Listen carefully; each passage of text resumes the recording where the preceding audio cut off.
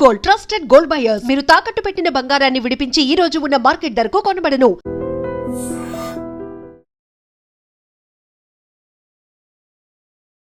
నమస్తే, welcome to I dream inside politics with కవిత.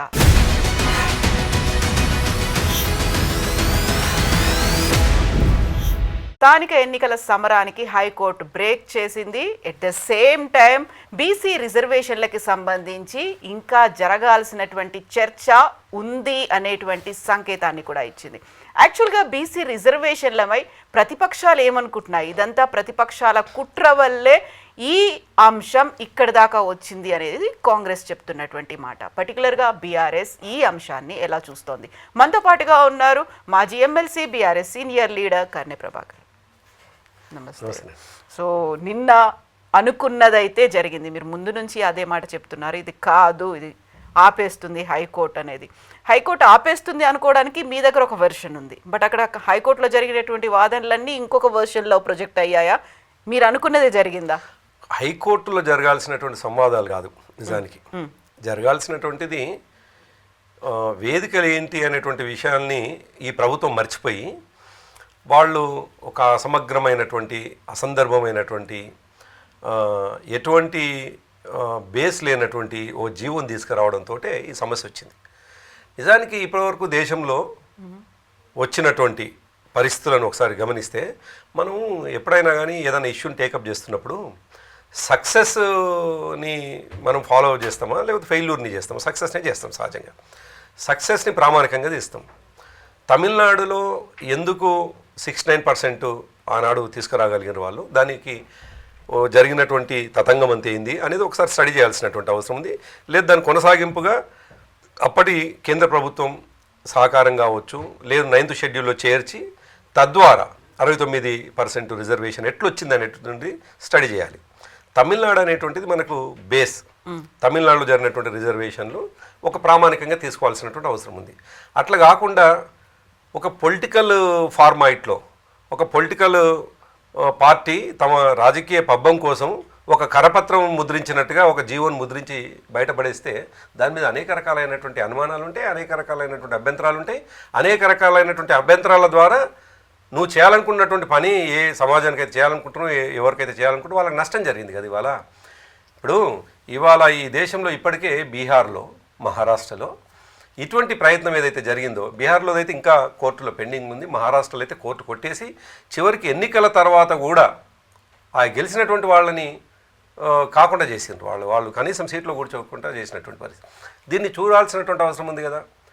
ఇంకొక అడుగు ముందుకేస్తే, నిజానికి ఇవాళ తమిళనాడులో ఏ పరిస్థితులలో ఆనాడు 69% రిజర్వేషన్ వచ్చింది అని అనుకుంటే, ఆనాడు పివి నరసింహారావు గారి ప్రభుత్వం ఉన్నది, ఆనాడు జయలలిత గారి ప్రభుత్వం, ఆమె సహకారం కూడా ఆనాడు కేంద్ర ప్రభుత్వానికి అవసరం ఉన్నటువంటి సందర్భంలో ఒక కంపల్షన్ క్రియేట్ అయింది. ఒక రాజకీయపరమైనటువంటి కంపల్షన్ క్రియేట్ చేసి ఆమె ఢిల్లీలో నెల రోజులు కూర్చొని తద్వారా ఆ రిజర్వేషన్ సాధించుకొని ఒక పొలిటికల్ కంపల్షన్ని క్రియేట్ చేసింది. నేను ఇంకొక అడుగు ముందుకేసి ఇంకో మాట చెప్తాను. మేము తెలంగాణ ఉద్యమం ప్రారంభించినాడు కూడా 69లో తెలంగాణ ఉద్యమం ప్రారంభమైన నాటి నుంచి మేము 2001లో ప్రారంభమయ్యేంత వరకు కూడా ఫార్మాయిట్ అంతా డిఫరెంట్గా పోరాటం చేసినటువంటి వాళ్ళు చాలా సరే, అందరూ నిజాయితీగానే చేసిండ్రు, దాంట్లో ఏం అనుమానం లేదు. కానీ ఎంచుకున్న పందాల వల్ల ఫెయిల్ అవుతూ వస్తూ ఉన్నారు. ఆ ఫెయిల్యూర్ని మేము ఒకసారి గమనంలోకి తీసుకొని, ఒకసారి అర్థం చేసుకొని, సక్సెస్ ఎట్లయితుందంటే పార్లమెంటరీ సిస్టమ్ ద్వారానే సక్సెస్ అవుతుంది అనేది అర్థం చేసుకొని, కేసీఆర్ గారు 2001 నుండి 2014 వరకు కూడా ఏ వేదిక మీద మాట్లాడినా పార్లమెంటరీ పద్ధతి ద్వారానే తెలంగాణ వస్తుందని చెప్పేసి మాట్లాడుకుంటూ వచ్చినారు. సో అర్థమైంది, ఏ పద్ధతిలో రావాలి, ఏ పద్ధతిలో మనం పోరాటం చేస్తే, ఏ పద్ధతిలో ముందుకు పోతే మనం అనుకునే లక్ష్యం నెరవేరుతుంది అనుకునే ఆలోచన పక్కకు పెట్టేసి నేను డొంకదారులలో ఇష్టం వచ్చినట్టుగా పోతా అని చెప్పేసి ప్రయత్నం చేస్తే హైకోర్టు నిన్న మొట్టికాయలు వేసినట్టుగానే పనిచేసింది. ఆనాడు మేము ఎంచుకున్నటువంటి పద్ధతి సరైంది కాబట్టి, రాజ్యాంగానికి లోబడి చేసినటువంటి పోరాటం కాబట్టి, పార్లమెంటరీ సిస్టమ్ ద్వారా తెలంగాణ వస్తుందని నమ్మినాం కాబట్టి 2014లో అనివార్యమైనటువంటి పొలిటికల్ కంపల్షన్ని క్రియేట్ చేసి మేము 2004 నుండి మీరు చూస్తే 2004లో మేము సరే ఆనాడు కొంతమంది వ్యతిరేకించినా కాంగ్రెస్ పార్టీతో మేము అలయన్స్కి పోయినాం. అలయన్స్కి పోయి ఇక్కడ రాష్ట్రంలో 6 మంత్రి పదవులు తీసుకున్నా, కేంద్రంలో కూడా 2 మంత్రి పదవులు తీసుకొని కామన్ మినిమం ప్రోగ్రాంలో మొట్టమొదటిసారి దేశంలోనే తెలంగాణ అంశాన్ని కామన్ మినిమం ప్రోగ్రాంలో చేర్చడం జరిగింది. సో అక్కడ ప్రారంభమైనటువంటి అది ప్రక్రియ 2014తో 10 సంవత్సరాల కాలంలో ముగిసిపోయింది. అంటే ఒక సంక్లిష్టమైనటువంటి సమస్య ఎదురైనప్పుడు దాన్ని వేఅవుట్ ఎట్లా అనేటువంటిది చూడాల్సింది పెట్టేసి, లేదు నీ రాజకీయ పబ్బం కోసం నీ ఇష్టం వచ్చినట్టుగా మాట్లాడి నీ ఇష్టం వచ్చినటువంటి జీవోలు చేసి అది ప్రజల ముఖాన కొడితే మీరు ఓండి అంటే పోయినరు కోర్టులో కొట్టలేసినరు. సరిగ్గా మీరు ఇంతకుముందు అంటున్నట్టుగా మీ ఇంట్రోలో చెప్తున్నారు, ఇవాళ బీఆర్ఎస్ ఎందుకు ప్రేక్షక పాత్రనా, లేదు వాళ్ళ వైఖరి ఏంది అనుకున్నప్పుడు వాళ్ళు చేస్తున్న తప్పేందో మనకు చాలా స్పష్టంగా అర్థమవుతుంది కదా. అందులో 2018 కంటే ముందు కూడా ఒకసారి ఈ ప్రయత్నం జరిగింది కదా మా ప్రభుత్వ హయాంలో. మేము ఒక ప్రయత్నం చేస్తే కోర్టు కొట్టేసింది. ఆ బ్యాడ్ ఎక్స్పీరియన్స్ ఉండగా మళ్ళెందుకు రేవంత్ రెడ్డికి జీవో నెంబర్ 9 తీసి, ఆ జీవో కూడా ఎంత అసమగ్రమైనటువంటి జీవో. ఆ జీవోలో ఎస్సీ రిజర్వేషన్ ఏమో 2011 సెన్సెస్, బీసీ రిజర్వేషన్ 2024 సెన్సెస్. ఎట్లా నిలబడుతుంది అది? కాబట్టి ఇవన్నీ అనేకమైనటువంటి అడగోలు వ్యవహారాలు ఉండడం వల్ల ఇవాళ కోర్టులో అటువంటి అది కనిపించింది. సో ఇందులో పర్టికులర్గా వినిపించినటువంటి వాదన రాజకీయాలకు సంబంధించి ఆ రిజర్వేషన్లు అవసరమా కాదా అనే దాంతోపాటుగా తెలంగాణ రాష్ట్రం కోసం ఇంత పోరాటం చేసినటువంటి బీఆర్ఎస్, గతంలో టీఆర్ఎస్, బీసీలకు సంబంధించి ఇంత వెనకబాటుతనం ఉంది అనుకుంటే ఎందుకు ఫాలో చేయలేదు? మీరు చెప్పినట్టుగా రాజ్యాంగబద్ధమైనటువంటి ఆ ప్రొసీజర్సో ప్రోటోకాల్సో ఈ పోరాటము ఎందుకు చేయలేదు? అంటే కవిత, కేసీఆర్ గారికి ఈ దేశ పరిస్థితులు, ఈ దేశ రాజకీయ పరిస్థితులు, ఆయన దాదాపు 45 సంవత్సరాలుగా రాజకీయాలు ఉన్నటువంటి ఒక సుదీర్ఘమైనటువంటి రాజకీయ నాయకుడు, సుదీర్ఘ అనుభవం ఉన్న రాజకీయ నాయకుడు, విషయాలని లక్ష్యం చేరుకోవడం కోసం ఎటువంటి పంతా ఎన్నుకుంటే సక్సెస్ అవుతాం అనేటువంటి విషయం తెలిసినటువంటి వాడు. ఇందులో ఎంత సంక్లిష్టమైనటువంటి పరిస్థితులు ఉన్నాయి అనేటువంటిది ఆయన బాగా అర్థం చేసుకున్నటువంటి మనిషి. అదే కాదు, మనం ఒకసారి ఆలోచిస్తే బీసీ రిజర్వేషను అనే మాటకి మనం పరిమితమై డిస్కస్ చేసుకుంటే ఈ దేశంలో ఒక రాష్ట్రంలో ఒక రకమైనటువంటి రిజర్వేషన్ ఉన్నది. నిజానికి ఎంటైర్ దేశంలో జనగణన కులగణన జరిగితే రాష్ట్రాలకు అనుకూలంగా లాభం జరిగేటువంటి అవకాశం ఉందా అంటే అట్లా కనిపించటం లేదు. లేదు, రాష్ట్రాన్ని యూనిట్గా తీసుకొని ముందుకు పోదామని అనుకుంటే కేంద్రంలో ఉన్నటువంటి ప్రభుత్వము వాళ్ళ రాజకీయ అవసరాల కోసం తప్పకుండా దీన్ని ఎప్పటికప్పుడు అడ్డంకిగా మారుతూ ఉంటుంటుంది.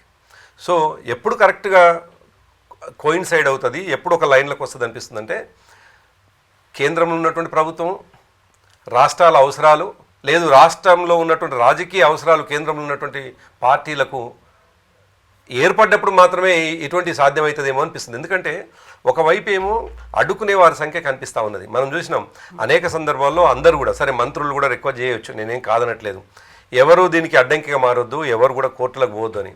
అంత మాత్రాన ఎవరు వింటారు? ఈ దేశం పెద్ద ఈ రాజ్యాంగం హక్కులు కల్పించింది, కోర్టుకు పోయేటువంటి హక్కులు కల్పించింది. సో ఎవరైనా పోతారు, తెలియనటువంటి ఎవరు అజ్ఞాత వ్యక్తి పోతాడు, కోర్టులో కేసేసి వస్తాడు, కోర్టులు ఇటువంటి తీర్పులు వస్తాయి. అదే కదా 25 మంది ఇంప్లీడ్ అయ్యారు, పిటిషనర్లుగా ఉన్నారు అంటే. ఎస్, అందుకే వీళ్ళు చేసినటువంటిది 42% మేము రిజర్వేషన్ ఇస్తాము అని కామారెడ్డిలో ప్రకటించినాడు. వాళ్ళు నిజాయితీగా ఒకటి ప్రకటించాల్సినటువంటి అవసరం ఉండే, నిజంగా ప్రజలకి ఇది ఉపయోగపడుతుంది, బీసీలకు లాభం జరుగుతుంది అనుకుంటే వాళ్ళు ప్రకటించాల్సింది, మేము కేంద్రంలో అధికారంలోకి వచ్చినాడు 42% రిజర్వేషన్ మేము తీసుకొస్తాం అని చెప్పి తెలంగాణ మోడల్ని దీన్నే అక్కడ అప్లై చేస్తాం, ఫస్ట్ తెలంగాణలో అప్లై చేసిన తర్వాత దేశవ్యాప్తంగా తీసుకొస్తాం అనే మాట రాహుల్ గాంధీ చెప్తున్నారు కదా. నిజంగా మనం సరే ఒక నిమిషానికి ఒక పొలిటికల్ పార్టీ లీడర్గా నేను పక్కకుండి ఒక ఇండివిజువల్గా ఆలోచించినప్పుడు ఎట్లా సాధ్యమవుతుంది చెప్పండి? ఇక్కడ కాంగ్రెస్ పార్టీ, కేంద్రంలో భారతీయ జనతా పార్టీ 9th షెడ్యూల్లో పెట్టకుండా, ఎట్టి పరిస్థితుల్లో కూడా రాజ్యాంగ సవరణ జరగకుండా రిజర్వేషన్లు అమలు కావు అనేటువంటి విషయం బలంగా నమ్మిన తర్వాత, ఇప్పటికే ఈ దేశంలో 2-3 రాష్ట్రాల్లో ఇటువంటి ప్రయత్నం జరిగితే ఫెయిల్యూర్ అయినటువంటి సందర్భంలో జరగాల్సిన పని అదే అయి ఉండగా కేంద్ర ప్రభుత్వ సహకారం లేకుండా ఎట్లా సాధ్యమవుతుంది? సాధ్యం కాదు. మరి అటువంటప్పుడు ఈ మోడల్ని నువ్వు దేశం మొత్తం, నిజంగా మీరు అన్నట్టుగా ఇప్పటికీ అబద్ధాలు చెప్తా ఉన్నాడు ఆయన రాహుల్ గాంధీ గారు. నిజానికి ఆయన యువకుడు, మంచి భవిష్యత్తు ఉండాల్సినటువంటి మనిషి. ఒక రాష్ట్రంలో జరుగుతున్నటువంటి పనులు ఇంకో రాష్ట్రంలో అబద్ధాలు వల్లవేస్తూ తిరుగుతూ ఉన్నాడు. బీహార్ ఎన్నికల్లో తెలంగాణ మోడల్ చేయాలి, తెలంగాణలో ఇప్పటికీ అమలైపోయినాయి బీసీ రిజర్వేషన్లు అమలవుతున్నాయి ఎక్కడని చెప్పేసి అబద్ధం మాట్లాడుతూ ఉన్నాడు. ఒకే దేశంలో ఉన్నాం, సరే భాషలు కొద్దిగా తేడా ఉండొచ్చు, విషయం అయితే కమ్యూనికేట్ అవుతుందా లేదా ఇక్కడ అనేటువంటిది విషయం తెలిసిన వాడు కంపల్సరీ అక్కడ చెప్తాడు. జాతీయ పార్టీలు ఉన్న ఈ దేశంలో జాతీయ పార్టీలకు సంబంధించిన వాళ్ళు వాళ్ళకి నచ్చినటువంటి వాళ్ళు ఈ విషయాన్ని తీసుకొని పోయి అక్కడ మోసుకుపోతారు. ఈ మాత్రం ఇంగితం ఉండాలి కదా మనం మాట్లాడుతున్నప్పుడు. అందుకే ఏమంటున్నానంటే ఇది పాసిబిలిటీ ఏందో అర్థం చేసుకోకుండా, పాసిబిలిటీస్ని ముందు పెట్టుకొని స్టడీ చేయకుండా ఇష్టం వచ్చినట్టుగా ఇది పొలిటికల్ కరపత్రంగా ఒక జీవో తీసి దాన్ని ప్రజల ముందుకు రుద్దితే అది ఎంత సంక్షోభం. ఇప్పుడు ఎటువంటి సంక్లిష్టమైనటువంటి పరిస్థితి. నిజానికి సరే ఆర్గ్యుమెంట్ చేసినటువంటి వాళ్ళు ఏం ఆర్గ్యుమెంట్ చేసిండ్రు, ఎట్లా చేసిండ్రు అని దీని బేస్ అంతా వేరు. ఆర్గ్యుమెంట్ చేసినటువంటి వాళ్ళ బేస్ మీద నేను మాట్లాడటం లేదు, వాళ్ళ నిజాయితీ మీద మాట్లాడటం లేదు. అసలు బేసిక్గా ఎక్కడైతే ప్రారంభం కావాల్సిందో అక్కడ ప్రారంభం కాలేదు అనేటువంటి విషయమే మాకు ముందు నుంచి కూడా అభ్యంతరం ఉంది. మా పార్టీకి అభ్యంతరం ఏమిటంటే అసలు పోవాల్సిన పద్ధతిలో పోకుండా మరో రకంగా నిజమే చాలా సందర్భాల్లో నరేంద్ర మోడీ గారిని ఈయన బడే బాయ్ అని చెప్పేసి మాట్లాడుతున్నారు రేవంత్ రెడ్డి గారు. నిజమే. ఇంకొక ఇది రాజకీయ ఆరోపణ అనిపించిన అనేక సందర్భాల్లో రాష్ట్రంలో ఒక డిస్కషన్ అయితే ఉంది. రేవంత్ రెడ్డి నరేంద్ర మోడీతో చాలా మంచిగా ఉంటున్నాడు, సాన్నిధ్యంగా ఉంటున్నాడు, పోయినప్పుడు పనులు సాధించుకొని వస్తున్నాడు అని ఆయనే చెప్తున్నాడు. నరేంద్ర మోడీ గారు ఇట్లా RRRకు సంబంధించినటువంటిది కానీ ఇంకోటి కానీ అని చెప్పుకుంటూ వస్తున్నారు. సో కేంద్రంతో డిఫరెంట్ పార్టీ అయినప్పటికీ కేంద్రంతో సాన్నిహిత సంబంధం ఉంది అని అనుకున్నప్పుడు మరి ఈ అంశాన్ని కూడా తీసుకొని పోయి ఇది న్యాయమైనటువంటి కోరిక. మా కుల గణన జరిగింది, దాంట్లో ఇది తేలింది 56% బీసీలు అని చెప్పేసి తేలింది, మేము 42% రిజర్వేషన్ ఇద్దాం అనుకుంటున్నాము, మీ సహకారం అవసరం ఉంది అని ఆ పద్ధతిలో ఏదైనా చేసినా బాగుండేనేమో. అంటే వీళ్ళు అడగలేదా, వాళ్ళు చెయ్యలేదా? నేనంటున్నా అసలు వీళ్ళ ప్రొసీజరు వీళ్ళు ఎట్లయితే వేఅవుట్ని వెతుకుంటున్నటువంటి పద్ధతే రాంగ్ ఉన్నది. దానికి ఇప్పుడు వాళ్ళు చేసినటువంటి 2 నెలల ప్రహసనం, 200 కోట్ల రూపాయల ఖర్చు, ఇదంతా జరిగినాక అది ఇప్పటివరకు బయట పబ్లిక్ డొమైన్లో లేదు. ఆ కోర్టు అడిగినట్టుంది ఆ మాట కూడా. ఎస్, పబ్లిక్ డొమైన్లో లేదు. ఇంకా చాలా సందర్భాల్లో వాళ్ళు అన్నటువంటి మాటనే ఎంపెరికల్ డాటా అని చెప్పేసి మనం పదే మధ్య డిస్కస్ చేసుకుంటున్నాం. అసలు అదే అసమగ్రంగా ఉంది అనేటువంటి డిస్కషన్ కూడా ప్రభుత్వం వైపు నుంచి వచ్చింది. కొంతమంది అసలు వివరాలు ఇవ్వలేదు అని. అంటే పూర్తిగాని వివరాలతో నువ్వు సెన్సెస్ కంప్లీట్ చేస్తే అదెట్ట నిలబడుతుంది, అది కూడా ఆలోచించాలి కదా. నేనంటే నా వ్యక్తిగత అభిప్రాయం, ఇది మా పార్టీ అభిప్రాయం కాదు. ఫస్ట్ ఈ రాష్ట్రంలో మన జనగణన జరగాలి, తర్వాత కులగణన జరగాలి అని నేను అంటాను. దీనికి లింక్ సెట్ కావాలి. ఎందుకంటే దానికి దురదృష్టం, కొన్ని సందర్భాల్లో బాధ కూడా అనిపిస్తుంది. ఈ దేశంలో ఎంతమంది ఉన్నారో కూడా ఇప్పటివరకు తెలియనటువంటి పరిస్థితి. ఈ మాట మాట్లాడితే యాంటీ నేషన్ అని చెప్పేసి మాట్లాడతారు, జనరల్గా ఎవరైనా అనేటువంటి ప్రమాదం కూడా ఉంది. నిజంగా కూడా లేదు. మనము ఎంతమంది శరణార్థులు ఉన్నారు దేశంలో, ఎంతమంది ఆధార్ కార్డు లేనటువంటి వాళ్ళు ఉన్నారు, ఎంతమంది ఓటర్ కార్డు లేనటువంటి వాళ్ళు ఉన్నారు. అసలు కనీసం అటువంటి పరిస్థితి. ఎందుకంటే పరిమితికి మించినటువంటి ఈ దేశ జనాభా విషయానికి వచ్చినప్పుడు 130 కోట్లు దాటినటువంటి 140 కోట్లు దాటుతుంది అంటున్నారు. కనీసం జనగణన జరిగింది ఈ దేశంలో. సరే, ఒకవైపు దేశవ్యాప్తంగా జనగణన జరిగి ఈ రాష్ట్రంలో కూడా ఈ రిజర్వేషన్ అమలు కావాలి అంటే తప్పకుండా జనగణన జరగాలి, కులజనన జరగాలి అని నేను వ్యక్తిగతంగా భావిస్తా ఉన్నాను. అప్పుడు మాత్రమే, ఒకవేళ మనం అనుకుందాం 4 కోట్ల ప్రజలున్నారు తెలంగాణలో అనుకుంటే, ఈ 4 కోట్ల ప్రజల్లో కులాల వారిగా ఎవరెంతున్నారు అనేది కరెక్ట్గా మ్యాచ్ అయితే దాన్ని బేస్ చేసుకొని మనం మిగతా ఆర్గ్యుమెంట్కి పోతే కూడా బాగుంటుంది అనేది కూడా నాకున్నటువంటి అభిప్రాయం. కానీ ఇవన్నీ ఏం చేయకుండా ఒక ప్రహసనంగా, ఒక రాజకీయ ప్రహసనంగా మారి వచ్చినటువంటి వాళ్ళు మేము బీసీ రిజర్వేషన్ రాజకీయ హామీ ఇచ్చేసి ప్రజల మీద వదిలేసి మీ అంతకు మీరు ఇచ్చేసి దాన్ని అమలు చేయాలనేటువంటి చిత్తశుద్ధి లేక దాన్ని కోర్టులు వేసి మరింత సంక్లిష్టం చేస్తే ఇవాళ బీసీ జనాభాకు నష్టం జరిగింది కదా. ఆ పని కాంగ్రెస్ చేసి ఆ చెడ్డ పేరుని మూటగట్టుకుంది వాళ్ళ కాంగ్రెస్ పార్టీ. బట్ అది ఒక రకంగా బీఆర్ఎస్కి హెల్ప్ అయినట్టు కనిపిస్తుంది. ఎస్, రాజకీయంగా నేనేమంటున్నానంటే, నేను ఫస్ట్ ఒక మనిషిగా, ఒక సివిలియన్గా, ఈ పౌరుడిగా, తెలంగాణ పౌరుడిగా నేనేం కోరుకుంటాను అంటే ఆ వర్గాలకు లాభం జరగాలని మొదట కోరుకుంటాను. ఆ వర్గాలకు లాభం జరిగిన పక్షంలో నేనే పార్టీలు అవుతున్నానో ఆ పార్టీ పక్షాన తప్పకుండా ఆ వర్గాల కోసం పోరాటం చేయాలని చెప్పేసి కోరుకుంటాను. సో రెండవదే పార్టీ కాబట్టి మొదటిది ఏంటంటే, ఎక్కడైతే నేను పుట్టినో ఏ వర్గాల కోసం అయితే మాట్లాడాలనో ఆ వర్గాల కోసం మాట్లాడుతున్నటువంటి సందర్భంలో ఎక్కడన్నా అన్యాయం జరిగితే ఏ పార్టీలు అయితే నేను ఉన్నానో ఆ పార్టీ పక్షాన కొట్లాడాల్సినటువంటి అవసరం ఉంది. కాబట్టి డెఫినెట్గా మా పార్టీకి, సరే అది రాజకీయంగా ఎవరైనా కామెంట్ చేయొచ్చు, మీకు లాభం అవుతుంది నష్టం, మేము లాభ నష్టాల జోలికి పోలేదు. ఎందుకు పోలేదు అంటే, నిజంగా ఆ వర్గాలకు లాభం జరిగితే అంతకంటే మేలైనటువంటి అంశం ఏంది అనే దాంతో చూస్తున్నాం. నిజంగా మౌనంగానే చూస్తున్నాం. కానీ వాళ్ళ చిత్తశుద్ధి ఏంది అనేటువంటి విషయాన్ని ఒకసారి అర్థం చేసుకున్నప్పుడు కనీసం కోర్స్ మాకు ఎంపీలు లేకపోవచ్చు, కానీ రాజ్యసభ సభ్యులైన ఉన్నారు కదా. కాళేశ్వరం పైన నువ్వు ఒక అఖిలపక్షం అని వేసి మా వాళ్ళని పిలిచి, అంటే వివాదమయం చేద్దాం అనుకున్నదేమో ఒక అఖిలపక్షం వేసినావు. మరి కేంద్రాన్ని మెడలుంచాల్సినటువంటి ఒక అంశాన్ని, కేంద్రంతో తేల్చుకోవాల్సినటువంటి ఒక అంశాన్ని నువ్వు ఇక్కడ అఖిలపక్షం వేసి అందరి సలహాలు తీసుకొని, అన్ని పార్టీల అభిప్రాయాలు తీసుకొని, ఈ పార్టీల యొక్క సహకారంతో కూడా నువ్వు ఢిల్లీకి వెళ్ళి పార్లమెంట్లో గొడవ చేసినుంటే, పార్లమెంట్లో ఆర్గ్యుమెంట్ చేసినుంటే కొద్దో గొప్ప లాభం జరిగేది కదా. అట్లా కాకుండా నువ్వు చేస్తున్నటువంటి ప్రక్రియ అంతా కూడా నీ పార్టీకి లాభం జరగాలనే ఒక ప్రక్రియ, అందులో నిజాయితీగా చేస్తుండా, చిత్తశుద్ధి చేస్తున్నట్టు అది లేదు. అది చేసి చక్కగా జంతర్ మంతర్ దగ్గర ఒక సభ ఏర్పాటు చేసి ఇష్టం వచ్చిన ఉపన్యాసాలు ఇచ్చి, మరి దానికి ఏమైనా శాంటిటీ ఉందా అంటే దానికి కూడా ఒక అది లేకుండా. ఎందుకంటే కనీసం రాహుల్ గాంధీ రాలేదు, అందుబాటులో ఉన్న ఆమె కూడా రాలేదు, ప్రియాంక గాంధీ కూడా రాలేదు. అంటే ఆ సభకు కూడా ఒక రకమైనటువంటి ఇంపార్టెన్స్ లేకుండా ధర్నా చేసి వచ్చినారు వాళ్ళు.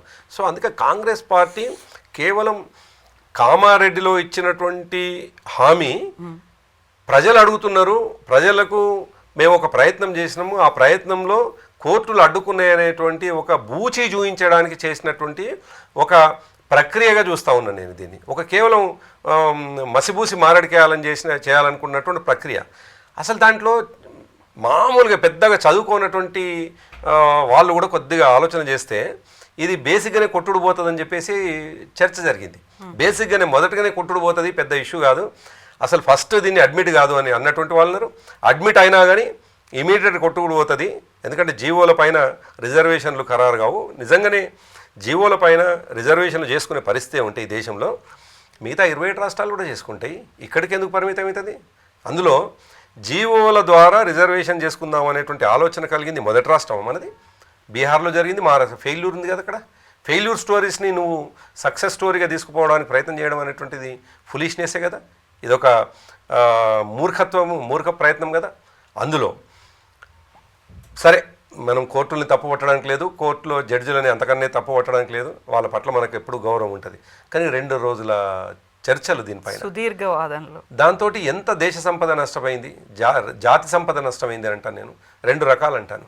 ఒకటేమో కోర్టు యొక్క విలువైనటువంటి 5 గంటల సమయం ముందు రోజు, దాదాపు 1.5-2 గంటల సమయం రెండవ రోజు. అది ఒకవైపు అయితే అనేక కేసులు పరిష్కారం కాని కేసులు అనేకం ఉన్నాయి ఈ దేశంలో. అసలు ఎట్టి పరిస్థితిలో కూడా మొదటి రోజు 8వ తేదీ నాడు, బహుశా 8వ తేదీ అనుకుంటా, 8వ తేదీ నాడు సాయంకాలం 5 గంటలకే తేలిపోద్ది అని అనుకుంటున్నటువంటి సందర్భంలో సరే దురదృష్టం రెండవ రోజు కొనసాగింది. మొదటి రోజు ఆ జరిగినటువంటి ప్రహసనం అంటామా మరొకటి అందామా, అది అక్కడికి ఆగిపోవడంతో తెల్లారి నోటిఫికేషన్. ఇంకా మూర్ఖత్వం. ఒకవైపు కోర్టులో చర్చ జరుగుతూ ఉంది, కోర్టులో ఆర్గ్యుమెంట్ జరుగుతుంది, ఆయన పెట్టినటువంటి లాయరే ఇంకా హైదరాబాద్లోనే ఉన్నాడు, అది ముగిసిపోలేదు. ఎట్లా నోటిఫికేషన్ ఇస్తారు? మీ రాజకీయ ఉత్సాహం ఏంది? మీరు ఎక్స్పెక్ట్ చేస్తున్నటువంటి లాభం ఏంది? ఇందులో మీరు ఎక్స్పెక్ట్ చేయ లాభం కాదు, ఒక గందరగోళం పరిస్థితి సృష్టించి తద్వారా మేము చేసిన ప్రయత్నం కానీ, అంటే చేసిన ప్రయత్నం అనుకోవడం కోసమే ఒక జాతి సంపదను నాశనం చేసినారు అంటాను. 113 మంది 115 మంది దాదాపు నామినేషన్లు వేసినారు. ఆ 2 రోజుల్లో ఒక గందరగోళమైనటువంటి పరిస్థితి. ఎట్లాగో 9వ తారీఖు నాడు సాయంకాలం వరకు మనకు తేలిపోయేటువంటిది 10వ తేదీ నాడు నోటిఫికేషన్ ఇచ్చుకుంటామే. ఒకవేళ ప్రభుత్వం అనుకూలంగా ఒకవేళ వచ్చుంటే అంత హడావుడి ఏంది ఆ సాయంకాలానికి? ముగిసిపోని చర్చకు, ముగిసిపోని తీర్పుకు మీరు రెండవ రోజు మధ్యలో మిడ్ ఆర్గ్యుమెంట్లో నోటిఫికేషన్ ఇచ్చినారు, నష్టం జరిగింది కదా. సో అందుకేమంటున్నానంటే ఒక పరిపక్వత లేనటువంటి, ఒక అవగాహన లేనటువంటి, ఒక అసమగ్రమైనటువంటి ఇష్యూని వీళ్ళు అద్దేసి అవగాహన లేకుండా చేయడం వల్ల జరిగినటువంటి పనే ఇవాళ మనకు ఒక గందరగోళమైన పరిస్థితి తెలంగాణలో కనిపిస్తుంది. సో మీరు చెప్పినట్టుగా ఇది ఇంకా వీగిపోతుంది, ఇది కంటిన్యూ అవ్వదు, మధ్యలోనే బ్రేక్ వస్తుంది అని చెప్పినట్టుగా Etela Rajender is the first person మీరు అసలు డబ్బులు ఖర్చు పెట్టుకోకండి, మీరు అసలు నామినేషన్లు వేయకండి అని చెప్పినటువంటి లీడర్, ఇది ఆగిపోతుంది, కొనసాగే ప్రక్రియ కాదు అని చెప్పినటువంటి లీడర్. ఒకవైపు బీఆర్ఎస్, ఒకవైపు బీజేపీ. తెలుసు అక్కడ ఏం జరుగుతోందో, ఒక విఫల ప్రయోగమా, విఫల ప్రయత్నమా అని తెలుసు, అడుగు ముందుకు పడదు అనుకున్నప్పుడు ఎందుకని మీరు మీ చిత్తశుద్ధిని మీరు నిరూపించుకోలేకపోయారు. అక్కడ ఒక వర్క్ జరుగుతోంది, ఏదో ఒక ప్రయత్నం స్టార్ట్ చేశారు, ఫస్ట్ స్టెప్ కింద ఏదో చేశారు, మేమేదో చేయబోతున్నాము బీసీలకు సంబంధించి అని కాంగ్రెస్ ప్రభుత్వం అనుకున్నప్పుడు మీరెందుకు కావలసినటువంటి వాటి గురించి చెప్పలేదు, లేకుంటే మీకు అనుగుణంగా పోరాటాలు మీరు ఎందుకు చేయలేదు? అంటే దీంట్లో మా పోరాటాలు చేసేటువంటి అవకాశం కానీ మా పాత్ర కానీ లేదు కవిత. ఇందులో మేము నిజం కూడా ప్రేక్షకులుగా ఉండాల్సింది, ఎందుకంటే మేము ప్రతిపక్షంలో ఉన్నటువంటి వాళ్ళం. మా పాత్ర ఎంతవరకు అంటే ఇంతకుముందు నేను ప్రస్తావించినట్టుగా, ఒకవేళ నువ్వు అఖిలపక్షం అనేటువంటిది పిలిచి మా వర్షం చెప్పమని ఉంటే తప్పకుండా చెప్పి మీ పక్షాన నిలబడి, అందులో రిజర్వేషన్ పక్షాన్ని నిలబడి, బీసీల పక్షాన్ని నిలబడి మీతో పాటు ఢిల్లీకి వచ్చేవాళ్ళం. మేము మీతో పాటు పార్లమెంట్లో ఆర్గ్యుమెంట్ చేసేవాళ్ళం. వివిధ డెమోక్రటిక్ వేదికల్లో, వివిధ రిలవెంట్ ఉన్నటువంటి వేదికల మీద మేము కూడా మాట్లాడేవాళ్ళం. పాత్ర చేసింది లేదు కదా, చేసినాం కదా. అసెంబ్లీలో మా పాత్ర ఉంది. అసెంబ్లీలో మేము అనుకూలమైనటువంటి తీర్మానంలో మా భాగస్వామ్యం ఉంది. మా శ్రీనివాస్ యాదవ్ గారు, మా గంగుల కమలాకర్ గారు ఇద్దరు కూడా ప్రభుత్వం చేసినటువంటి తీర్మానాలకు లోబడి అనుమానాలను వ్యక్తం చేస్తున్నాయి. ఇటువంటి అనుమానాలు యాక్సెప్టెన్సీ ఉంది అనుకుంటే యు ఆర్ వెల్కమింగ్ అన్నట్టే కదా. ఇంకా ఏం చేసినా మేము వెల్కమ్ చేస్తున్నాం. అప్పుడు జీవో చేస్తే తప్పెందుకు కొడుతున్నారు? కాదు, జీవో అసమగ్రం అంటున్నాను నేను. అందుకే జీవో తీయడం అనేటువంటిది డెఫినెట్గా ఎండ్ ఆఫ్ ది డే అది కొట్టేస్తారు. ఎండ్ ఆఫ్ ది డే కొట్టేసేదాన్ని ఎందుకు దాన్ని లైవ్లో పెట్టి అనవసరమైనటువంటి ప్రయత్నం చేస్తున్నాం అనేటువంటిది ఏమో అది. కానీ చట్టం చేసి కేంద్రానికి పంపే విషయంలో మేము, ఎందుకంటే అది that is the right process, అది ఆ ప్రాసెస్ కరెక్ట్ కాబట్టి మేము దాంట్లో భాగస్వామ్యమైనాం. ఒకవేళ ఈ ప్రకారంగా రిజర్వేషన్లు అమలైతే తప్పకుండా బీసీలకు న్యాయం జరుగుతుందనే విషయం మాకు అర్థమైనప్పుడు ఎందుకు దాని పక్షాన్ని నిలబడం? ఏదైతే వాళ్ళు ఎంచుకున్నటువంటి పద్ధతి ఉందో అది తప్పు జరుగుతున్నప్పుడు ఒకటి ప్రతిపక్షంగా ఆర్గ్యుమెంట్ చెప్పగలుగుతాం, లేకపోతే మౌనంగా ఉంటాం. మేము ప్రతిపక్షంగా ఆర్గ్యుమెంట్ చెప్పినప్పుడు చాలామంది విమర్శించే అంశం ఏంటంటే, వీళ్ళకి ఇష్టం లేదు కాబట్టి ఈ విషయం అంటున్నారు చూడు వీళ్ళు అని. ఆ అపప్రదం మేమెందుకు మూట కట్టుకుంటాం? ఆ విమర్శ మేమెందుకు ఎదుర్కొంటాం? కాబట్టే మేము మౌనంగా ఉన్నాం. నిజానికి మౌనంగా ఉండడం ఏం తప్పు కాదు. ఒక ప్రతిపక్షంగా అంగీకారం అనేది ఉంటుంది కదా. కాదు, మేము అడ్డుకుంటే ఎక్కడైనా కాళ్ళల్లో కర్రలు పెట్టేటువంటి పరిస్థితి ప్రభుత్వానికి ఉంటేనేమో తప్పు అవుతుంది. మీరు తీసినటువంటి జీవో అది అసమగ్రము, అది అసందర్భం అనిపించినప్పుడు వేసినటువంటి వాళ్ళు, అందులో ఎవరైతే పిటిషనర్స్ ఉన్నారో రేవంత్ రెడ్డికి క్లోజ్గా ఉన్నటువంటి వాళ్ళు కూడా పిటిషన్ వేసినారు అనేటువంటి ఆర్గ్యుమెంట్ ఉన్నది. సరే, మీరే మళ్ళీ అడ్వకేట్ని తీసుకొచ్చినారు. ఇదంతా మీరు చేసుకుంటున్నటువంటి ఆర్గ్యుమెంట్లో ఇది జరగదని తెలిసిన తర్వాత మా పార్టీ పక్షాన ఎందుకు ఆ టైంకు అనవసరమైనటువంటి ఇర్రిలవెంట్ అయినటువంటి ఆర్గ్యుమెంట్ మేము పెట్టి మేము తప్పకుండా వ్యతిరేకత తెచ్చుకుంటాం కదా. కాబట్టి మా ఆలోచన ఏంటంటే, నిజంగానే ఒకవేళ కోర్టులు జరగదు, నేను అనేక మంది స్నేహితులతో చెప్పినాను. నేను ఒకవేళ కోర్టు ఇప్పుడు తీసిన జీవో నెంబర్ 9ని అంగీకరించినట్లయితే, స్టే ఇవ్వకుంటే, ఇది భారతదేశంలోనే అతిపెద్ద సంచలనమైనటువంటి తీర్పు అని చెప్పేసి నేను చెప్పుకున్నాను. నేను మొదటి రోజు 8వ తేదీ నాడు 5 తర్వాత నాకు అనేక మంది మిత్రులు మాట్లాడితే, అనేక మంది మా పార్టీ వాళ్ళు కావచ్చు, ఈవెన్ కాంగ్రెస్ వాళ్ళు కూడా మాట్లాడితే నేను చెప్పినాను, ఇది నిలవదు, రేపు కంపల్సరీ కొట్టుడు పోతున్నది అని. ఇంతకుముందు మీరు చెప్పినట్టుగా ఈటల రాజేందర్ గారు ముందే ఎట్లయితే ప్రివెంటివ్గా పెట్టినాడో, ముందే ఆయన యాంటిసిపేట్ చేసినాడో, సరిగ్గా నేను 15 రోజుల నుంచి ఈ విషయం చెప్తా ఉన్నాను. ఎట్టి పరిస్థితిలో సరే, ఈటల రాజేందర్ గారు ఆయన చెప్పినటువంటిది ఓపెన్గా చెప్పినాడు కాబట్టి అది పబ్లిక్ డొమైన్లోకి వచ్చింది. అది ఆయన చూసినారు. ఆయన పార్లమెంట్ మెంబర్గా ఉన్నారు. అందులో మేమేమో ఇంటర్నల్ డిస్కషన్స్లో అనేక సందర్భాల్లో ఈ విషయం డిస్కస్ చేసినాం. కానీ ఒక రకంగా చెప్పాలంటే, సరే of course A right man in wrong party అని ఉన్నటువంటి సందర్భంలో ఆయన ఈటల రాజేందర్ గారు వెలుబుచ్చినటువంటి అభిప్రాయంతో నిజానికి ఇవాళ తెలంగాణలో ఎన్ని రకాలైనటువంటి అనేక మంది నిన్న ప్రొద్దున కాదు, మొన్న ప్రొద్దున మా ఇంటికి కొంతమంది మా పార్టీకి సంబంధించిన నాయకులు వచ్చినారు. నేనేదో అకాడమిక్ ఇష్యూ ఇంట్రెస్ట్లో ఏంది మరి అభ్యర్థులు ఏంది ఎట్లా అయింది అంటే, ఎక్కడ అభ్యర్థులు అన్నా, ఏం అభ్యర్థులు అన్నాడు.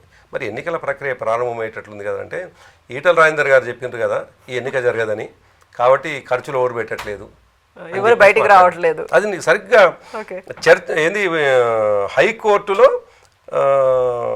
ఏది ఆర్గ్యుమెంట్ జరిగే కంటే 2 గంటల ముందు మా ఇంటికి వచ్చినటువంటి కొంతమంది మా పార్టీ నాయకులు మాట్లాడినటువంటి మాట. అంటే ఈటల రాజేందర్ గారు మాట్లాడినటువంటి విషయం కోర్స్ ఆయన భారతీయ జనతా పార్టీలో ఉండొచ్చు, ఆయన భారతీయ జనతా పార్టీ నాయకుడు ఉండొచ్చు. యాజ్ ఏ ఇండివిజువల్గా ఏదన్నా ఎవరైనా మంచి పని చేసినప్పుడు తప్పకుండా అప్రిషియేట్ చేయాల్సినటువంటి అవసరం ఉంది. కాబట్టి కోర్స్ ఆ నిమిషం ఆయన చేసినటువంటి కామెంట్ వల్ల ఆయన అనేక రకాలైనటువంటి విమర్శలు ఎదుర్కోవచ్చు, అవమానాలు ఎదుర్కోవచ్చు.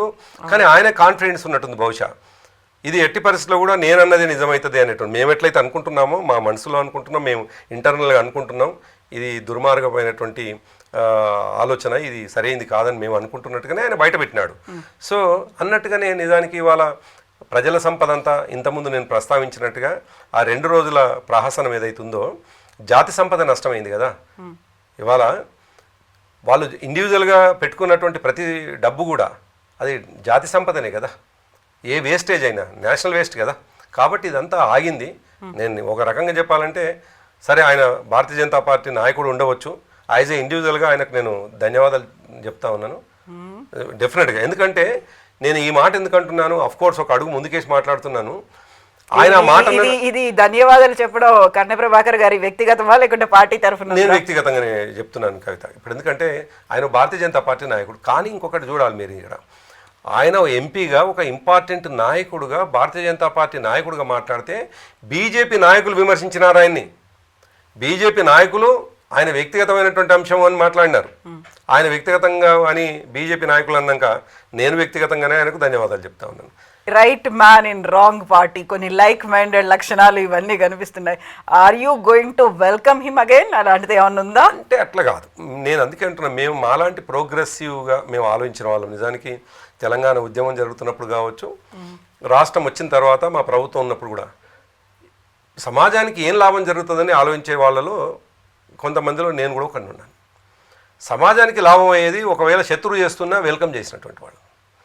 సమాజానికి లాభం జరిగేది మేము అనుకున్నది మా వల్ల జరగకుండా ఇంకో వల్ల జరుగుతుంటే కూడా మనసులో వెల్కమ్ చేస్తూ మౌనంగా ఉండిపోయినటువంటి వాళ్ళు. అటువంటి సందర్భంలో రాజేందర్ గారు ఒక ప్రజలకు ఉపయోగమే పాట. కోర్స్ నేను ఈ మాట కోర్టు నుంచి వెళ్ళి తీర్పు రాకముందుకు అన్ని ఉంటే అది రాజకీయపరమైనటువంటి అదవుతుండే. కానీ ఆయన చెప్పింది నిజమైంది కదా. ఆయన శత్రు పార్టీలో ఉండవచ్చు, మాకు వ్యతిరేకమైన సిద్ధాంతంలో ఇమిడి ఉండవచ్చు, మాకు వ్యతిరేకమైనటువంటి ఆలోచనతో ఆయన పోతుండవచ్చు. కానీ యాజ్ ఏ ఇండివిజువల్గా ఆయన చేసినది ఇవాళ నిజమైంది కదా. అటువంటిప్పుడు అప్రిషియేట్ చేయడం తప్పేమవుతుంది? మనం కొన్ని సందర్భాల్లో ఎక్స్ట్రీమ్గా ఉన్నటువంటి కొన్ని ఆర్గనైజేషన్స్ మంచి చేసినప్పుడు కూడా తప్పకుండా సమర్థించినటువంటి సందర్భాలు ఉన్నాయి. కాబట్టి ఇండివిజువల్గా మన కామెంట్ వేరు, సిద్ధాంతపరంగా ఆ పార్టీని మెచ్చుకోవడం వేరు, ఆ పార్టీని సమర్థించడం వేరు. మేము ఆ పార్టీని డెఫినెట్గా విభేదిస్తూ ఉన్నాం. ఆ పార్టీ నేను విభేదించడం కాదు, ఈటల రాజేందర్ గారు చేసినటువంటి కామెంట్ని ఆ పార్టీ వ్యతిరేకించింది. కాబట్టి మేము ఇవాళ ఈటల రాజేందర్ గారిని వ్యక్తిగతంగా అభినందిస్తున్నాం. ఆయన జాతి సంపదను ఎంతో కొంత కాపాడిండు అని నేను అంటాను. పేదవాళ్ళు నిజం కూడా అక్కడ ఇక్కడ ఆయన మాట్లాడుతున్నటువంటి సందర్భంలో గమనిస్తే ఎన్నికలు అనగానే ఆశావాహులు అనేక మంది ఉంటారు. వాళ్లకు చాలా కాలంగా కోరిక, నేను సర్పంచ్ కావాలి, నేను ఎంపీటీసీ కావాలి, నేను జెడ్పీటీసీ కావాలి. వాళ్ళు వీలైతే ప్రజా జీవితంలో ఉన్నటువంటి వాళ్ళు డబ్బు లేకున్నా భార్య మీద ఉన్నటువంటి మంగళసూత్రం కూడా తాకట్టు పెట్టొచ్చి ఎన్నికల్లో పనిచేస్తున్నటువంటి వాళ్ళన్నారు. అటువంటి వాళ్ళకు రక్షణగా ఆయన ఆ మాట చెప్పిండు కదా. డెఫినెట్గా వ్యక్తిగా ఆయన ఎందుకు అభినందించకూడదు? అందుకేమంటున్నానంటే మేము ఈ సమాజానికి లాభం అయ్యేటువంటి ఏ అంశమైనా బయాస్గా ఉండము. మా పార్టీ లక్ష్యం కూడా అదే. మేము చేసే పని ఇంకోరు చేస్తుంటే, మేము చేయాల్సినటువంటి పని అది ప్రజలకు జరిగేటువంటి పని ఇంకోరు చేస్తుంటే తప్పకుండా వెల్కమ్ చేస్తాం. మేము కోరుకున్నది ఏంది? తెలంగాణ రాష్ట్రం వచ్చిన తర్వాత తెలంగాణ రాష్ట్రం అభివృద్ధి జరగాలని కోరుకున్నాం. ఇక్కడ ప్రజలు సుఖ సంతోషాలతో ఉండాలి, సంపదతో నిండి ఉండాలని చెప్పేసి కోరుకున్నటువంటి పార్టీ మా పార్టీ. కాబట్టి అటువంటి సందర్భంలో తప్పకుండా ప్రజలకు నష్టం జరుగుతుంటే మేము ఊరుకోం. మేము ఒకవేళ నిజంగా అటువంటి కామెంట్ చేస్తే ప్రధాన ప్రతిపక్షంగా ఉన్నటువంటి వాళ్ళం కాబట్టి మా మీద బురద జల్లేటువంటి అవకాశం ఉంది కాబట్టి మౌనంగా ఉన్నాం. కోర్స్ మౌనంగా ఉన్నాం, కానీ మౌనం అంగీకారం మాత్రం కాదు. అది ఆ సందర్భం వేరు. Only observation. Yes, observation. ఏం జరిగింది ఎండ్ ఆఫ్ ది డే? మేము అనుకుందంటే మేము కావాలని కోరలేదు. అది వాళ్ళ ప్రయత్నం సఫలం కావాలని కూడా కోరుకున్నాం మేము. నిజానికి మా మనసులో అది జరగదని తేలినా ఏదో ఒక రకంగా 1%, 99%, 80% కూడా వాళ్ళ ప్రయత్నం ఫెయిల్యూర్ అనేది అనిపిస్తూనే 1% సక్సెస్ అయితే కూడా మేము సంతోషపడే వాళ్ళమే కదా. మేము 2018లో ఒక ప్రయత్నం చేస్తే జరగకపోతే మా ఆలోచన విధానం కొనసాగితే సంతోషమే కదా. సో ఇక్కడ ఈ ఒక స్టే వస్తుంది, ఇది ముందుకు కదలదు అని తెలిసిన తర్వాత, లేకుంటే మీరు అనుకున్న తర్వాతే అభ్యర్థుల ఎంపిక వీటన్నిటి మీద సైలెంట్గా ఉన్నారా? దీన్ని కాంగ్రెస్ పార్టీ ఇంకో రకంగా చెప్తోంది. యాక్చువల్గా మీకు అభ్యర్థులు లేరు, మీరు ఓడిపోతారని ముందే తెలుసు కాబట్టి సైలెంట్గా ఉన్నారు. యాక్చువల్గా పోటీ అనేది అసలు లేనే లేదు, క్యాండిడేట్స్ కూడా లేరు అనేది, అందుకోసమే సైలెంట్గా కూడా ఉన్నారా? సరిగ్గా 2-3 నెలల క్రితమే ఎన్నికలు వస్తాయి అనుకున్నప్పటి నుంచే మేము ఇంటర్నల్ వర్క్ షురూ చేసుకున్నాం. మా పార్టీ అధ్యక్షులు కేసీఆర్ గారి ఆధ్వర్యంలోనే ఆయన్నే అందరినీ కూర్చోబెట్టుకొని ఎన్నికలు వస్తే మనం పోవాల్సిన పద్ధతి ఏందని మాకు ఉన్నటువంటి అంచనా, మాకు వచ్చిన సమాచారం లేదు, మేము తీసుకొచ్చిన మాకు ఇచ్చిన సర్వే వాళ్ళు 18 జడ్పీ చైర్మన్లుగా గెలుస్తూ ఉన్నాం. మేము దాదాపు 18 స్థానాల్లో జడ్పీ చైర్మన్లుగా, ఒకవేళ ఎన్నికలు జరిగితే నిన్నటి నాటికి నేను చెప్పేది, ఎన్నికల ప్రక్రియకు జరిగిన తర్వాత ఇంకా పెరిగే అవకాశం ఉండేది తప్ప తక్కువ. ఎందుకంటే ఇవాళ ఈ రాష్ట్రంలో యాంటీ ఇన్కంబెన్సీ చాలా స్పష్టంగా కనిపిస్తుంది. ఈ ప్రభుత్వం తీసుకుంటున్నటువంటి పిచ్చి నిర్ణయాల వల్ల జరుగుతున్నటువంటి నష్టం ప్రజలకు అర్థమైపోయింది. యూరియాతో పడ్డటువంటి బాధ ఏందో ప్రజలు చూసినారు. హైదరాబాద్ చుట్టుపక్కల ఉన్నటువంటి వాళ్ళు హైడ్రాతో జరిగినటువంటి నష్టం ఏందో వాళ్ళు చూసినారు. సో అంతా కలిపితే ఇవాళ తెలంగాణలో ఎన్నికలు జరిగినుంటే 18 జడ్పీ చైర్మన్ స్థానాల్లో మేము గెలిచేటువంటి అవుట్ రైట్గా, ఇంకా మేము 50-50గా ఉన్నటువంటి ఉన్నాయి, అవి ఒక 6-8 ఉన్నాయి అవి. కాబట్టి మెజారిటీగా మేము గెలిచే అవకాశం ఉండే. ఇవి మీ అంచనాలా? మీరు మేము సర్వే చేసుకున్నటువంటిది, మాకు సర్వే రిపోర్ట్లు ఉన్నటువంటిది. పబ్లిక్ డొమైన్లో లేకపోవచ్చు, కానీ ఇది పబ్లిక్ డిస్కషన్లో ఉంది. ఎందుకంటే 2 నెలల క్రితమే ఈ విషయాన్ని మేము మా పార్టీ పక్షాన డిస్కషన్ పెట్టుకున్నప్పుడు ఇది బయటికి వెళ్ళిపోయినటువంటి అంశం. మేము 18 స్థానాల్లో గెలవటం, 6-8 స్థానాల్లో 50-50గా ఉండటం అనేటువంటిది ఆనాడే. ఎందుకంటే ఇవాళ గ్రామీణ ప్రాంతపు ప్రజలు మోసపోయినాము అనేటువంటి ఒక బాధలో ఉన్నారు. ముఖ్యంగా గ్రామీణ ప్రాంతం అంతా కూడా మన అగ్రికల్చర్ బేస్డ్. అగ్రికల్చర్ విషయంలో ఈ ప్రభుత్వం చూపించేటువంటి శుష్క వాగ్దానాలు, ఈ వాగ్దానాలతోటి నష్టపోయినటువంటి రైతాంగము ఇక మేము తప్పు చేసినాం అనేటువంటి ఒక రిలేషన్ నుంచి వెళ్ళి వచ్చే ప్రతి ఎన్నికల్లో తప్పకుండా బీఆర్ఎస్ని గెలిపించాలని నిర్ణయానికి వచ్చినటువంటి సందర్భంలో జరిగేటువంటి ఎన్నికలు కాబట్టి తప్పకుండా మాకు అనుకూలమైనటువంటి రిజల్ట్ వచ్చేది. సో ఇప్పుడు 6 వారాల తర్వాత ఏం జరగబోతోంది? కాంగ్రెస్ ప్రభుత్వం ఏం చేస్తుందని మీరు అనుకుంటున్నారు? మళ్ళీ సుప్రీంకోర్టుకు వెళ్దాము అనేటువంటి ఒక ఆలోచన కూడా ఉందని వినిపిస్తుంది. అంటే నేను వ్యక్తిగతంగా, మళ్ళీ ఇది వ్యక్తిగతమైనటువంటి కామెంట్గానే చెప్పదలుచుకున్నాను. 6 వారాల తర్వాత కావచ్చు, 6 నెలల తర్వాత కావచ్చు, ఇదే పద్ధతిలో ఇదే ఫార్మాట్లో వాళ్ళు ముందుకు పోతే ఎట్టి పరిస్థితుల్లో కూడా బీసీలకు న్యాయం జరగదు. జీవోల ద్వారా రిజర్వేషన్లు ఇంప్లిమెంట్ కావడం అనేటువంటిది అసాధ్యము. ఈ దేశంలో ఒకవేళ ఇటువంటి ప్రయత్నమే సక్సెస్ అయితే ఇంకా 27 రాష్ట్రాలు ఉన్నాయి. ఒక గందరగోళమైనటువంటి పరిస్థితి. నాట్ ఓన్లీ రిజర్వేషన్స్, రాష్ట్రాలే జీవోలు తీసుకుంటే రాజ్యాంగానికి వ్యతిరేకంగా, రాజ్యాంగానికి లోబడకుండా చేసే పని అది సక్సెస్ఫుల్గా ముందుకు పోతే జీవోల ద్వారానే అంతెందుకు ఇంకొక అడుగు ముందుకేసి ఒక మాట కూడా అంటాను నేను. ఒకవేళ రాష్ట్రం ఏర్పడేటువంటి పరిస్థితులు అంటే రాష్ట్రం చేతుల్నే జీవోల ద్వారా రాష్ట్రాలు ఏర్పడే పరిస్థితి ఉంటే మేము పార్లమెంట్ దాకా పోయి కొట్టాల్సిన అవసరం ఉండకపోవు. జీవోల ద్వారానే ఈ రాష్ట్రంలో నువ్వు ఇటు విడిపో అని చెప్పేసి మాట్లాడుకుంటుంది. రాజ్యాంగానికి కొన్ని పరిమితులు ఉన్నాయి. రాజ్యాంగానికి లోబడి కంపల్సరీ ప్రభుత్వాలు యాక్ట్ చేయాల్సినటువంటి అవసరం ఉంది. అట్లా కాకుండా నీ ఇష్టం వచ్చినట్టు జీవో తీసేస్తే నీ చేతిలో ఉన్నటువంటిది కదా. సో ఈ జీవోల ద్వారా 6 వారాల తర్వాత కూడా ఏదో జరుగుతుంది అనేటువంటి నమ్మకం మాకు లేదు. మళ్ళీ చెప్పదలుచుకున్నాం, జరిగేది 9th షెడ్యూల్లో పెట్టడం ద్వారా మాత్రమే ఓవర్ క్యాపింగ్ కాకుండా ఉండేటువంటి ఆంక్షలు ఏవైతే ఉన్నాయో, అదే క్యాపింగ్ ఏదైతుందో మించి ఆ ఆంక్షలు ఏవైతే ఉన్నాయో అది రాజ్యాంగానికి లోబడి చేసేటువంటి పనుల ద్వారా మాత్రమే, ఆ నిర్ణయాల ద్వారా మాత్రమే సాధ్యమవుతుంది. కాబట్టి 9th షెడ్యూల్లో కంపల్సరీ తెలంగాణ పక్షాన తెలంగాణ ప్రభుత్వం కొట్లాడాలి. ఇంకా నేనేమంటానంటే ఏం చేయొచ్చు వాళ్ళని మీరు అడిగినందుకు నేను ఎక్స్పెక్ట్ చేస్తున్నాను, వీలైతే వాళ్ళ పార్టీ పక్షాన 42% ఇస్తామని చెప్పేసి మరొక అబద్ధపు ప్రకటన చేస్తారే తప్ప మరొక రిలీఫ్ బీసీ ప్రజలకు, బీసీ వర్గాలకు వస్తాయని అనుకోవటం లేదు. 6 వారాల తర్వాత అయినా 6 నెలల తర్వాత అయినా ఇదే పరిస్థితి ఉంటుంది.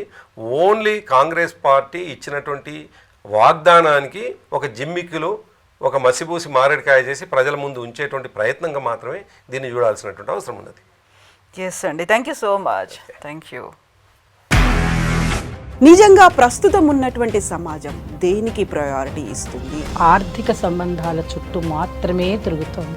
మళ్ళీ ఎన్నికలంగానే చాలా విరక్తి కలుగుతున్నాం. మంచి అనిపిస్తుంది కదా, లేడీస్ కూడా ఛాలెంజింగ్ జాబ్స్ చేసినప్పుడు చాలా బాగుంటది. ట్రాఫిక్ అసిస్టెంట్స్ గా నియమించిన ట్రాన్స్జెండర్స్ అందరితో సాల్యూట్ చేయించుకుంటున్నారు. ఫుడ్ డెలివరీ ఇవ్వటానికి వెళ్ళినటువంటి డెలివరీ బాయ్ అనిల్ పై కళ్ళ ముందు పెళ్ళండి